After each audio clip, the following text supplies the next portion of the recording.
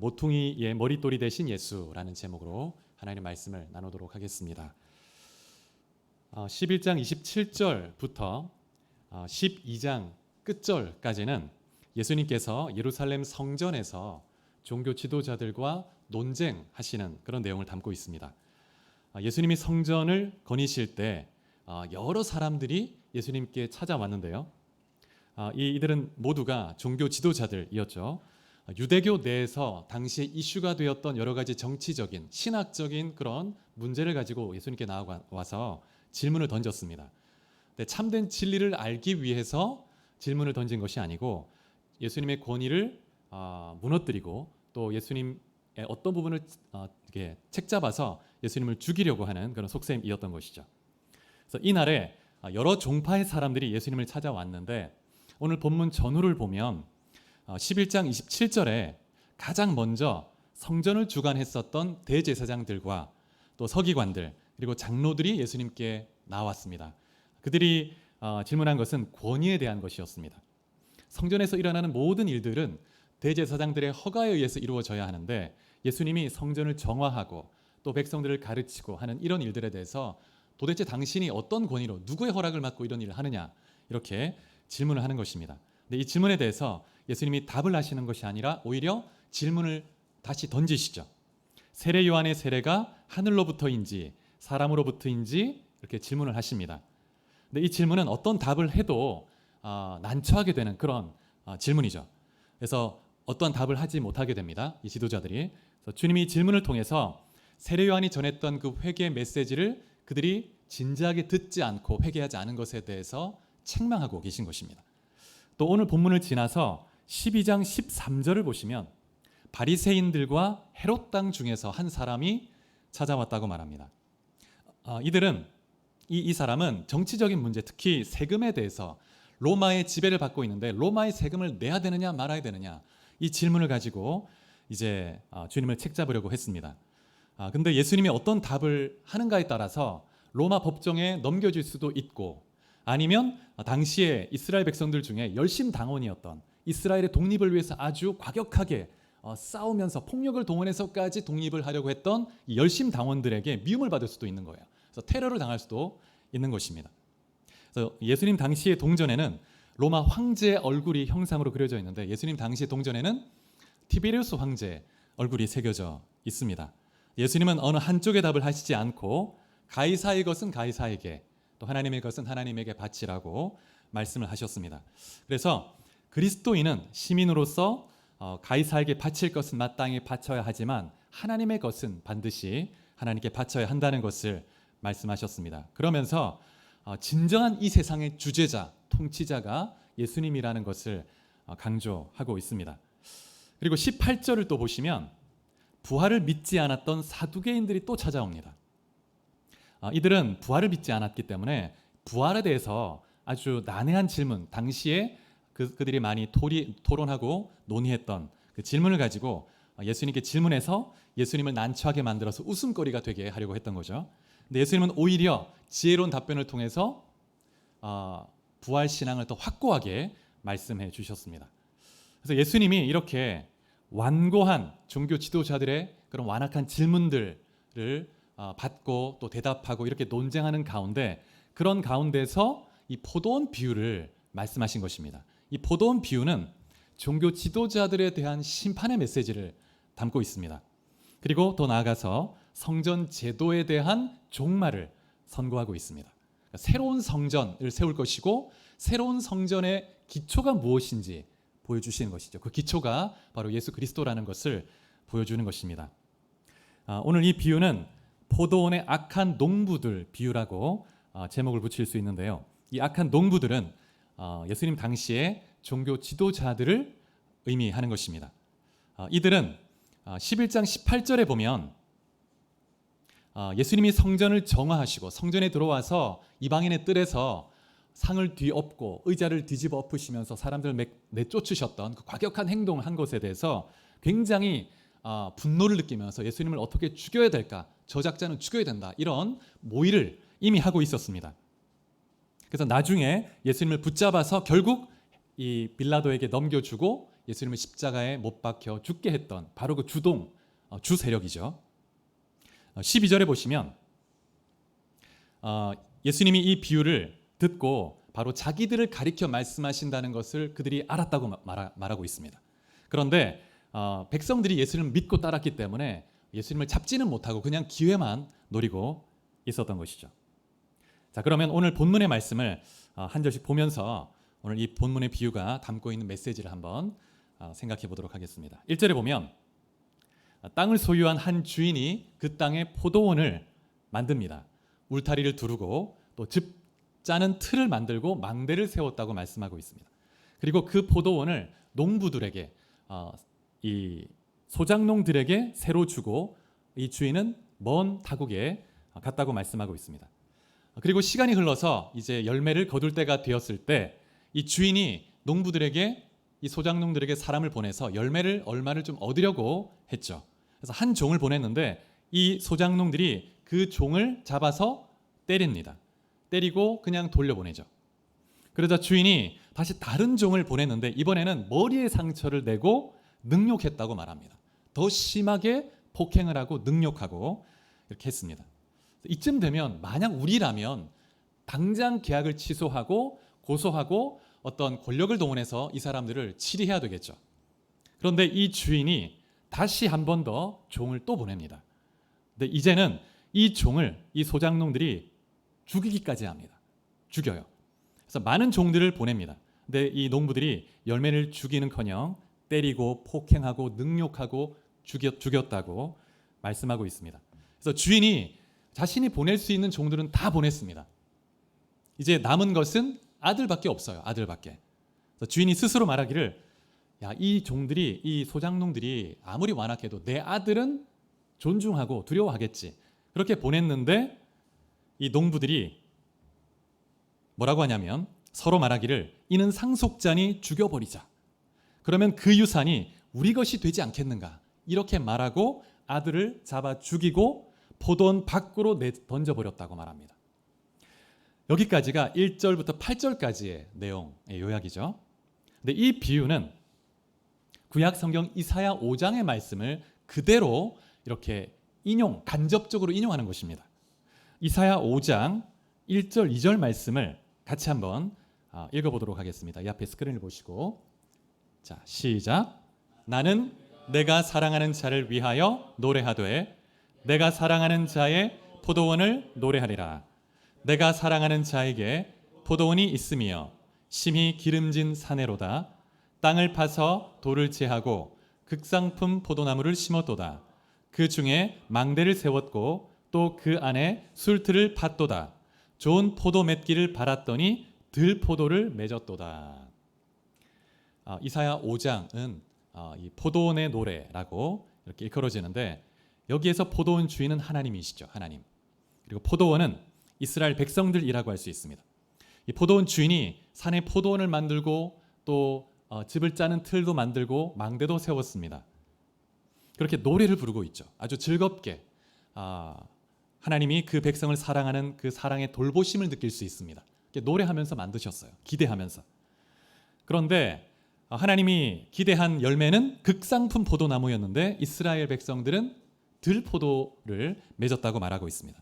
그래서 이사야 5장 이후를 계속 읽어보면 7절에 하나님이 바라신 극상품 포도나무는 뭐냐면 정의와 공의의 열매였습니다. 삶 속에서 하나님의 뜻을 따라 순종하며 공의를 행하고 정의를 행하는 그런 열매를 기대했는데 이사야 5장 8절 이후를 보면 이 타락한 권력자들이 온갖 포악과 부르짖음에 그런 압제를 했다고 말하고 있습니다. 그래서 이 타락한 권력자들을 향해서 하나님께서 화재앙을 선포하십니다. 그래서 이사야 5장에 보면 8절 이후를 보면 화 있을진저 이렇게 6번이나 선포하면서 부패한 지도자들에 대해서 그 죄를 정죄하고 있죠. 그래서 이사야 당시의 그 상황은 종교적 형식은 있는데 겉모습은 그렇게 종교적으로 아주 경건해 보이는데 그들의 삶과 그들의 마음과 삶은 온갖 부패와 방탕으로 불의로 부정으로 가득했습니다. 그래서 이러한 이스라엘 백성들에 대해서 하나님이 뭐라고 말씀하시냐면 이사야 1장 11절로 17절까지 말씀을 제가 쉬운 성경을 한번 읽어보겠습니다. 한번 들어보시기 바랍니다. 여호와께서 말씀하신다. 나는 너희가 바친 이 모든 제물을 바라지 않는다. 이제는 너희의 숫양 번제물과 살찐 짐승의 기름이 지겹다. 수송아지와 양과 염소의 피도 반갑지가 않다. 너희는 나를 만나러 오지만 누가 너희더러 이렇게 들락날락하며 내 마당만 밟으라고 했느냐. 다시는 헛된 제물을 가져오지 마라. 너희가 태우는 향이 역겹다. 너희가 초하루 축제일과 안식일과 특별 절기에 모이는 것도 참을 수가 없고 거룩한 모임에 모여서 악한 짓을 하는 것도 견딜 수가 없다. 정말로 나는 너희의 초하루 축제일과 특별 절기들이 역겹고 내게 무거운 짐이 될 뿐이다. 너희가 팔을 벌려 내게 기도해도 나는 눈을 감고 쳐다보지 않겠다. 너희는 몸을 씻어 깨끗이 하여라. 내가 보는 앞에서 행하던 악한 짓을 멈추어라. 옳은 일을 배우고 정의를 찾아라. 억눌림을 받는 사람을 구해주고 재판에서 고아들을 지켜주고 과부들의 억울한 사정을 들어주어라. 이렇게 말하고 있습니다. 당시의 이스라엘 백성들은 종교적 의식이 완벽했습니다. 절기마다 하나님 앞에 나가서 제물을 바쳤습니다. 그런데 그들의 삶은 전혀 경건하지가 않았던 것이죠. 외식하는 그런 신앙의 삶이었고 껍데기만 있는 삶이었고 회칠한 무덤 같았습니다. 겉은 번지를 하지만 속은 죽음의 그 뼈들이 가득한 그런 신앙이었죠. 그래서 하나님께서 정말 이들이 돌이키게 하기 위해서 선지자를 또 보내고 또 보내셨지만 그들은 돌이키지 않았고 회개치 않았고 선지자들을 오히려 죽이고 또 핍박했습니다. 예수님 당시의 성전의 모습과 지도자들의 모습도 이사야 때와 크게 다르지가 않았고 똑같았습니다. 그래서 큰 틀에서 보면 마가복음 12장의 이 악한 농부의 비유와 이사야 5장 이 포도원의 노래 이 예언이 이 구조가 똑같습니다. 이런 틀로 되어 있죠. 하나님이 포도원을 만드시고 그런데 나쁜 열매를 맺고 그래서 하나님이 심판하시는 이런 구조로 되어 있습니다. 근데 오늘 본문에 보면 우리가 중요한 하나님의 성품 한 가지를 발견할 수가 있죠. 바로 인내입니다. 인내. 오래 참으시는 거. 여러분, 우리는 오래 참지 못하지만 하나님은 정말 우리가 상상하는 것보다 더 오래 참으시고 인내하시는 그런 분이시라는 것을 믿으시기 바랍니다. 그것이 우리에게는 정말 은혜죠. 은혜. 감사이고 희망이죠. 이 포도원 주인이 열매를 받으려고 종을 보냈는데 매맞고 머리가 상하고 심지어 죽임을 당했습니다. 그럼에도 계속 종을 보냈다는 거예요. 계속해서. 인내하며 계속 기회를 주는 것입니다. 계속. 예레미야 35장 15절에 보면 하나님이 타락한 이스라엘 백성들에게 선지자를 부지런히 보냈다고 말씀하시는데 이렇게 말씀합니다. 같이 한번 읽어볼까요? 시작. 내가 내 종 모든 선지자를 너희에게 보내고 끊임없이 보내며 이르기를 너희는 이제 각기 악한 길에서 돌이켜 행위를 고치고 다른 신을 따라 그를 섬기지 말라. 그리하면 너희는 내가 너희와 너희 선조에게 준 이 땅에 살리라 하여도 너희가 귀를 기울이지 아니하며 내게 순종하지 아니하였느니라. 예레미야에 보면 이런 구절이 계속 반복되는데요. 내가 내 종 선지자를 보내되 부지런히 보내고 새벽부터 보내고 계속 보냈다고 말합니다. 근데 이스라엘 백성이 듣지 않고 돌아오지 않았습니다. 하나님이 계속해서 기다리고 인내하며 긍휼을 베푸신 거예요. 기회를 주신 거죠. 그들이 회개하고 돌아오기를 바라셨습니다. 그런데 회개하지 않았고 오히려 핍박하고 선지자를 죽였는데 여러분 이사야 선지자는 므낫세 왕 통치 시기에 톱으로 켜서 이렇게 죽임을 당했다고 순교했다고 알려져 있습니다. 그리고 예레미야 선지자는 하나님 말씀을 전한 것 때문에 매도 맞고 뺨 맞고 폭행당한 것뿐만 아니라 구덩이에 갇혀가지고 정말 죽을 고비도 여러 번 넘겼습니다. 그렇게 정말 하나님 보내신 선지자를 그 말씀을 듣고 회개치 않고 오히려 핍박하고 대적했습니다. 그래서 오늘 본문에 보면 하나님이 계속적으로 인내하시고 긍휼을 베푸시는 그 하나님을 우리가 볼 수가 있습니다. 그 긍휼과 인내는 여러분 한 사람 우리를 향한 동일한 하나님의 인내이고 긍휼이라는 것을 믿으시기 바랍니다. 출애굽기 34장 6절에 보면 이렇게 말씀하는데요. 같이 한번 읽어볼까요? 시작. 여호와께서 그의 앞으로 지나시며 선포하시되 여호와라 여호와라 자비롭고 은혜롭고 노하기를 더디하고 인자와 진실이 많은 하나님이라. 이 말씀은 모세가 시내산에서 하나님 나에게 당신의 영광을 보여달라고, 하나님 당신을 좀 보여달라고 이렇게 간구했을 때 하나님이 허락하셔서 그 영광을 보이시는데, 직접적으로 본 건 아니고 하나님의 등을, 바위 틈 속에서 등만 봅니다. 그때 하나님이 자신의 그 존재, 그 본질적 성품을 계시하셨는데, 이것이 그 하나님의 성품이죠. 하나님은 자비롭고 은혜롭고 노하기를 더디하는 그런 하나님이라고 말합니다. 하나님의 대표적인 성품이죠. 그리고 인자는 헤세드인데 신실하다는 뜻입니다. 하나님은 약속하시고 그 약속을 지키십니다. 이스라엘과 언약을 맺으시고 먼저 그 언약을 파기하지 않으시는 그런 분이세요. 그리고 진실하신 하나님이십니다. 근데 뒤를 보면 하나님은 그럼에도 불구하고 죄에 대해서는 공의롭게 심판하시는 분이라고 말씀하는 것을 볼 수가 있습니다. 여러분, 하나님은 우리 한 사람은 한 사람을 향해서 오래 기다리십니다. 그리고 마침내 우리를 변화시키시고 성장하게 하시고 예수 그리스도의 거룩한 형상을 닮아가도록 이끄시는 분이죠. 시편 103편 10절 11절 말씀도 같이 한번 읽어보겠습니다. 시작. 우리의 죄를 따라 우리를 처벌하지는 아니하시며 우리의 죄악을 따라 우리에게 그대로 갚지는 아니하셨으니 이는 하늘이 땅에서 높음같이 그를 경외하는 자에게 그의 인자하심이 크심이로다.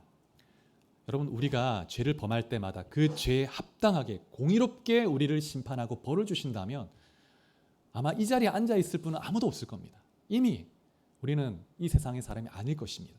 근데 하나님은 우리가 죄를 범하는 대로 공의롭게 무겁게 심판하시는 분이 아니고, 하나님은 우리를 사랑하시기 때문에 우리를 변화시키시고 하나님의 사람으로 세워지게 할 수 있을 정도로 은혜 가운데 사랑 안에서 벌을 주시는 거예요. 그래서 그 인자하심이 크시다고 말하고 있습니다. 여러분, 사사기 말씀 잘 아시죠? 사사기 보면 이스라엘 백성들이 가나안 땅을 정복하고 나서 그 땅에 정착한 이후에 여호수아가 살아있는 동안에는, 또 정복한 세대가 살아있을 때는 하나님을 경외했는데, 여호수아가 죽고 또 정복 세대가 떠나고 나서 다음 세대가 왔을 때 그때 하나님을 잊어버립니다. 그리고 바알신을 섬기고 온갖 악한 일을 범하죠. 그래서 하나님이 이들을 채찍질하고 돌이키게 하기 위해서 선지자도 보내고 또 이방 민족을 통해서 핍박하게 하십니다. 그래서 이 민족을 돌이키게 하려고. 그때 핍박을 받으면 이 백성이 또 하나님께 돌아옵니다. 하나님 살려주십시오. 부르짖죠. 그럼 하나님이 또 긍휼이 많으셔가지고 또 사사를 보내서 구해주십니다. 그래서 평화를 주세요. 그래서 또 복의 은혜를 누리게 하십니다. 그런데 또 그렇게 하나님 복을 누리다가 또 죄를 범하면 또 하나님이 이방 민족을 보내죠. 그러면 또 이 백성이 회개합니다. 부르짖습니다. 그럼 하나님이 또 보내주세요. 어떤 면에서 보면 참 바보 같은 하나님, 이렇게 표현할 수 있을까요? 그렇게 당하고도 또 당하시는 거예요. 당할 줄 알고도 또 긍휼 베푸시고 인내하시고 기다리시고 기회를 주시고 또 주시는 그런 하나님이라는 것입니다.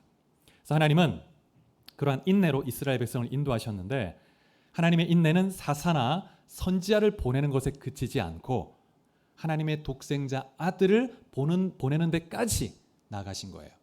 독생자 아들을 보내실 만큼 우리에 대해서 인내하시고 사랑으로 반응하신 것입니다. 여러분, 하나님은 사랑의 하나님이시고 우리 한 사람 한 사람을 사랑하십니다. 은혜와 긍휼로 오래 참으시고 기다리시는 분이시죠. 오늘 본문 6절을 한번 보시기 바랍니다. 이렇게 말합니다. 이제 한 사람이 남았으니 그가 사랑하는 아들이라. 보낼 만한 조언 다 보냈기 때문에 이제 아들밖에 없는데 이 아들은 존중하고 듣겠지라고 이렇게 얘기했는데, 근데 이러한 주인의 기대가 무참히 짓밟혔죠. 7절 8절에 보면 농부들이 마치 주인의 그런 독백에 대답이라도 하듯 이렇게 말합니다. 이 사람은 상속자다. 그를 죽여버리자. 그러면 그의 유산이 우리 것이 되지 않겠느냐. 이렇게 얘기하는 거예요. 그리고 그 아들을 죽였다고 말하고 있습니다. 이 농부들의 속셈은 주인의 것을 자기의 것으로 이렇게 빼앗으려고, 삼으려고 했던 것입니다.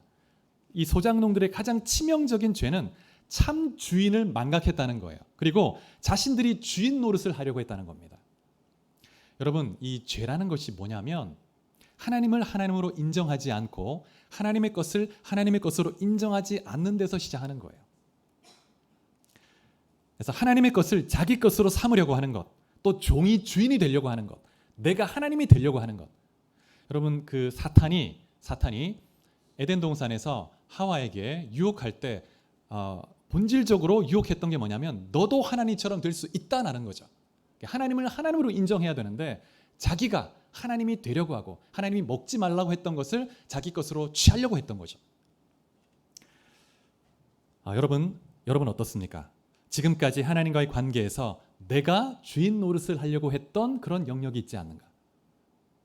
분명히 하나님의 것이고 하나님이 주인 되시는데 그 영역에 있어서 내가 주인이 되려고 하고 내 것으로 삼으려고 하고 내가 내 계획과 내 생각대로 하려고 했던 것이 있지 않는가? 만약 그런 부분이 있다면 이 농부들의 악행과 크게 다르지가 않은 것입니다. 여러분, 시간, 돈, 자신의 재능, 또 우리의 자녀들, 또 우리 인생, 이 모든 것의 주인은 하나님이신 줄 믿으시기 바랍니다.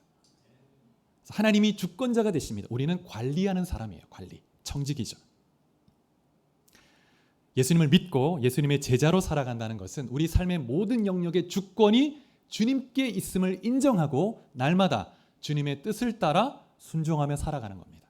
내 삶의 주권이, 모든 영역의 주권, 생명의 주권까지도 주님께 있다고 고백하는 그런 사람이 예수님의 제자입니다.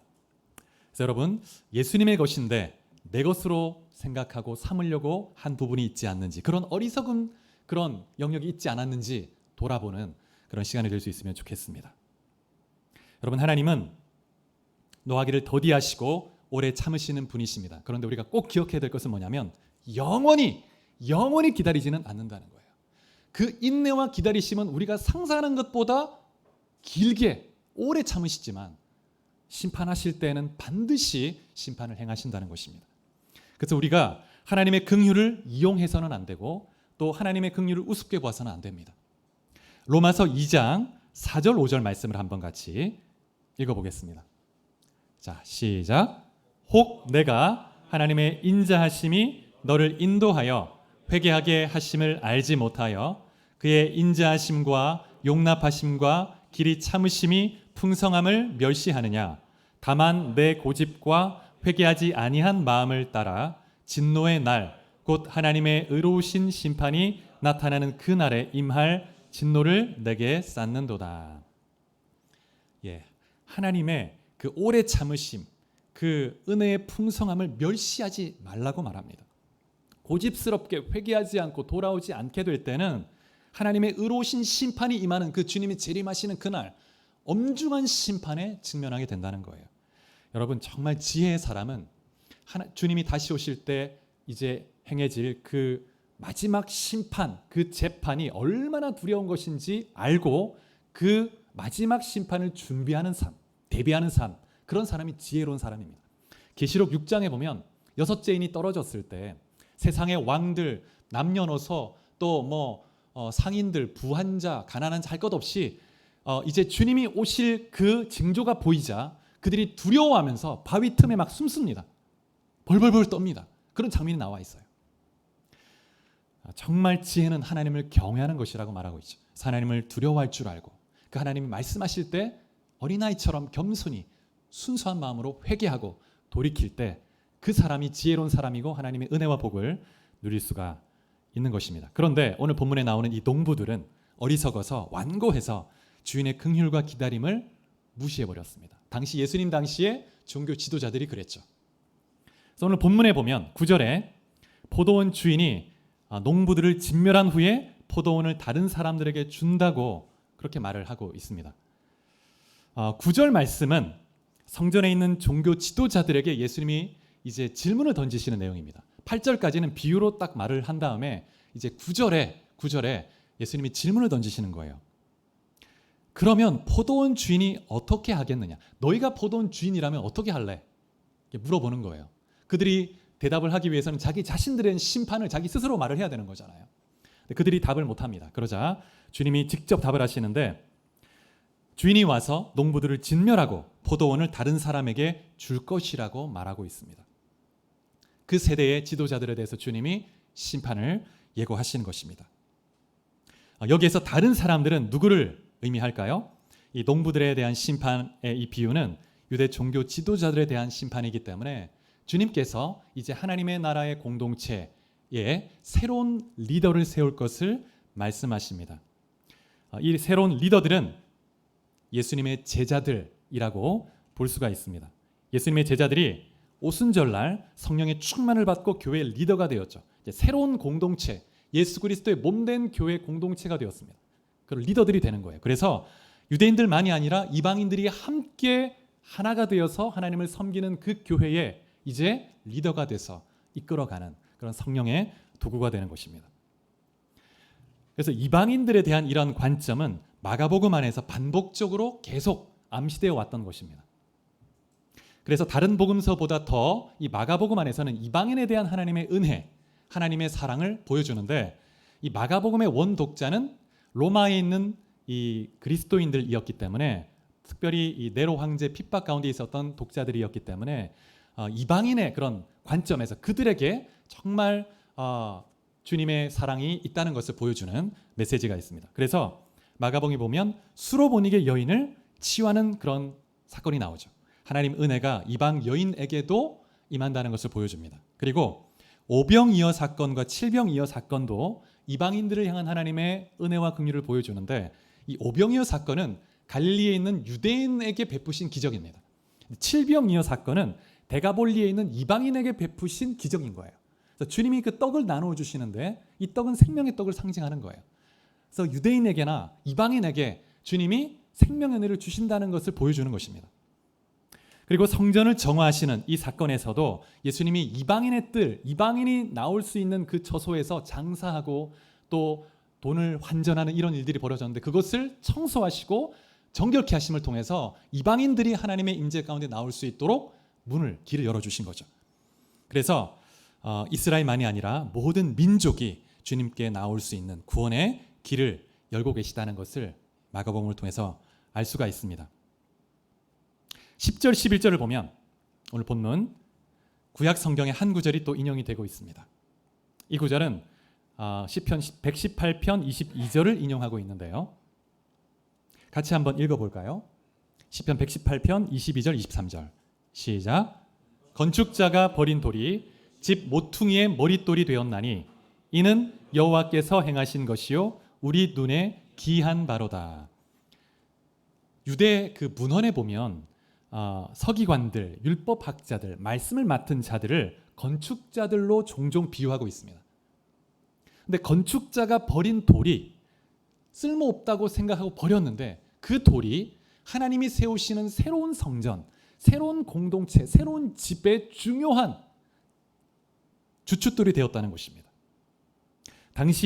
예수님 당시에 이 성전 제도의 중심에서 기득권을 누리고 있었던 이 종교 지도자들은 백성들로부터 온갖 것들을 착취하면서 고리대금을 하면서 정말 악한 일을 많이 범했죠. 그리고 예수 그리스도를 거절하고 배척하고 십자가에 못 박아 죽이도록 백성들을 선동해서 결국 죽게 만들었습니다. 그런데 그들이 거절하고 십자가에 죽도록 내어준 그 그리스도를 그들은 버렸는데 쓸모없다고. 근데 하나님이 살리시고 새로운 교회 공동체의 기초가 되게 하시고 구원의 주가 되게 하셨다는 것입니다. 그래서 이 일은 하나님이 행하시는 일이죠. 머릿돌이 된다는 것은 집을 짓는데 가장 중요하고 첫 번째로 해야 되는 중요한 돌을 놓는 것입니다. 근데 하나님이 이 일을 하신다는 거예요. 여러분, 교회의 주체는 하나님이시고 그리스도이시고 교회를 세우시는 분은 하나님이십니다. 하나님이 그 주춧돌을 세우시는 거예요. 그리스도를 죽음에서 살리심으로 그리스도가 교회의 주춧돌이 되게 하시고, 그 주춧돌 위에 이제 하나님의 백성들을 모으시고 거룩한 성전으로 지어 가시는 것입니다. 그런데 10절 끝에 보면 이렇게 말합니다. 이 일이 우리 눈에 놀랍다, 기이하게 보였다, 이렇게 말하고 있습니다. 악한 농부들이 주인이 보낸 종들을 이제 다 죽이고 아들까지 죽였는데, 주인의 입장에서 보면 주인이 이제 모든 걸 다 빼앗긴 것처럼 보였습니다. 주인이 진 거예요, 이 싸움에서. 그렇게 보였는데, 근데 이러한 죽음의 상황에서 생명과 승리를 이끌어낸 것입니다. 여러분, 하나님은 역전의 명수이시라는 것을 기억하시기 바랍니다. 그래서 우리 삶의 어떤 순간에 아무런 정말 소망이 없다고 하는 그런 순간에 처한다 해도 하나님은 그 상황 속에서 놀라운 역전의 기적을 행하시는 분인 줄 믿으시기 바랍니다. 우리는 낙심할 필요가 없습니다. 우리의 믿음은 죽음에서 부활을 믿는 신앙이 우리 믿음의 본질입니다. 이 말은 아브라함도 그런 믿음을 가졌죠. 자신은 죽은 자나 같습니다. 죽은 자나 다름이 없는데 그런 자신에게서 생명이 잉태한다는 것을 믿은 거예요. 그 약속을. 그 믿음은 우리가 예수가 죽으시고 부활하신 것을 믿는 이 믿음과 똑같은 믿음인 거예요. 그래서 부활을 믿는 신앙은 우리의 삶 속에 아무리 어둠이 가득하고 뒤가 막혀 있는 것처럼 보여도 그 가운데서 하나님이 역사하시면 하나님은 반전을 이루시고 기적을 행하시고 길을 여시는 그런 분이라는 것을 믿는 믿음이 있는 그런 사람이죠. 그래서 성경에 보면 이런 극적 반전의 이야기로 가득 차 있습니다. 홍해 사건을 보면 진퇴양난의 그런 위기에 있었는데 하나님이 홍해를 가르셔서 그 홍해 바다 아래로 걸어가게 하셨습니다. 누가 알았겠습니까? 홍해 바다를 가르시고 하나님이 구해 주실 것을 누가 알았겠어요? 근데 하나님께서 그렇게 놀랍게 역사하시고 백성도 구하시고 또 이 백성을 핍박하던 바로의 군대도 바다에 다 던져버리셨습니다. 그리고 여러분 에스더서 잘 아시죠? 에스더서를 보면 이스라엘 백성들이 하만이라는 이 아말렉 족속의 그 후손인데 이 사람의 모의에 의해서 몰살할 그런 위기에 직면했죠. 그런데 하나님의 극적 개입을 통해서 또 에스더의 용기 있는 믿음을 통해서 하나님이 역사하셔서 원수 그 하만의 그 온 집안은 그가 준비했던 나무에 다 처형되게 하고 온 이스라엘은 다 살려주셨습니다. 여러분 그거 아세요? 이 에스더서에는 하나님이라는 단어가 한 번도 사용되지 않습니다. 그런데 그 어떤 책보다 하나님의 놀라운 그 섭리의 손길이 많이 느껴지는 책이죠. 우리의 삶도 똑같습니다. 마치 하나님이 내 삶 속에 함께 하시나, 하나님의 손길은 어디 있는가, 하나님 어디 계신가 라고 질문하는 그 순간 오히려 하나님은 우리의 삶에 보이지 않게 우리가 인지하지도 못하는 그런 방법으로 우리의 삶에 놀라운 일을 행하고 계신다는 것을 믿으시기 바랍니다. 성경에 나오는 최고의 반전은 예수님의 십자가와 부활입니다. 죽음 이후의 부활, 놀라운 반전이죠. 우리도 이제 마지막 주님이 다시 오실 때 이 반전을 경험할 것입니다. 우리가 무덤에 들어가겠지만 그러나 주님이 다시 오실 때 무덤에서 일어나 거룩한 몸을 입게 될 것입니다. 병들지 않고 썩지 않는 영원한 부활의 몸, 영광의 몸, 주님이 입으셨던 그 몸을 입고 주와 함께 영원히 생명을 누리게 되는 것이죠. 그래서 우리가 가진 이 소망은 반전의 소망입니다. 우리 신앙은 늘 믿음의 삶을 살아가다 보면 반전을 수없이 경험하는 것이 자연스러운 것입니다. 오늘 본문을 읽다 보면 언어 유희를 하나 발견할 수 있는데요. 아들이라는 단어와 이 돌이라는 단어가 히브리어로 어떻게 되냐면 아들은 벤입니다. 벤. 네, 돌은 에벤입니다. 에벤. 단어가 유사하죠. 그래서 10절에 보면 건축자들이 버린 돌이 모퉁이의 머릿돌이 되었다 이렇게 말합니다. 이 돌은 예수님을 의미하죠. 하나님의 아들이시면서 하나님이 새로 지을 이 공동체, 새로운 성전, 이 성전의 기초가 되게 하셨다는 거죠. 그래서 종교 지도자들이 하나님의 아들 예수를 버렸지만 하나님이 다시 살리시고 교회의 머리가 되게 하셨음을 더 강조해주고 있습니다.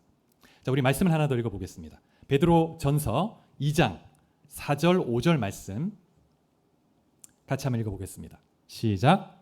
사람에게는 버림바가 되었으나 하나님께는 택하심을 입은 보배로운 산 돌이신 예수께 나아가 너희도 산 돌같이 신령한 집으로 세워지고 예수 그리스도로 말미암아 하나님이 기쁘게 받으실 신령한 제사를 드릴 거룩한 제사장이 될지니라. 이 말씀에 보면 사람에게는 버림을 받았지만 하나님께는 택함을 입은 보배로운 산 돌이신 예수 그리스도, 그 예수님께 나아가서 하나님이 기뻐할 제사를 드릴 제사장이 되라 이렇게 말씀하고 있습니다. 사랑하는 여러분 한 분 한 분이 하나님께 버림받고 사람에게 택함받는 그런 삶이 아니라 때로 사람에게는 버림받는다 할지라도 하나님께는 분명히 선택받아 하나님의 손에 정말 붙들려 사는 그런 놀라운 인생이 될 수 있기를 주의 이름으로 축복합니다. 말씀을 맺겠습니다. 고린도전서 1장 25절에 보면 이렇게 말씀합니다. 하나님의 어리석음이 사람보다 지혜롭고 하나님의 약하심이 사람보다 강하니라. 하나님의 어리석음이 사람보다 지혜롭고 하나님의 약함이 사람보다 강하다. 이렇게 말씀하십니다. 혹시 여러분의 삶 속에 절망이 있거나 좀 앞이 막혀 있거나 그런 어둠의 터널을 지나간다고 생각하는 분들이 계십니까? 하나님을 바라보고 나아갈 때 하나님이 지혜를 주셔서 하나님 관점으로 보게 하시고 하나님의 능력으로 그 앞길을 여실 것입니다. 주님을 바라볼 수 있기를 축복합니다. 우리가 생각하기에 우리 인생의 최악의 순간이라 할지라도 하나님은 그 최악의 순간을 통해서 최고의 순간을 만들어낼 수 있는 그런 능력의 하나님이신 줄 믿으시기 바랍니다.